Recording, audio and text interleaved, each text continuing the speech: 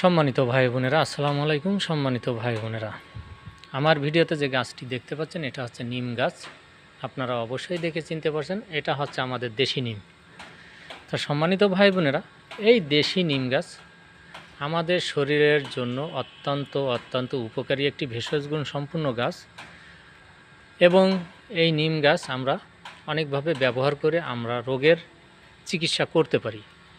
তো সম্মানিত ভাই বোনেরা, আজকের ভিডিওটি অত্যন্ত গুরুত্বপূর্ণ ভিডিও। আপনারা কিভাবে এই রোগের জন্য ব্যবহার করবেন এই নিম পাতা বা নিম গাছ। এই নিম গাছের ছাল, বাকল, শিকড়, পাতা, ফুল, ফল সবই আমাদের রোগের জন্য ব্যবহৃত হয়ে থাকে। ইউনানিতে পর্যাপ্ত এই নিম গাছের ভেষজ দিয়ে ওষুধ তৈরি হয়ে থাকে। তো সম্মানিত ভাই বোনেরা, আজ আমি ভিডিও লম্বা করব না, শর্টকাটে আমি একটি রোগের কথা বলতেছি। যাদের খোস পাছড়া অ্যালার্জি হয়েছে, শরীরে আছে, তারা কোনোভাবে এটা বিদায় করতে পারতেছেন না। অনেক ওষুধ মেডিসিন খেয়েছেন, কোনোভাবে বিদায় করতে পারছেন না। তারা কি করবেন, এই নিম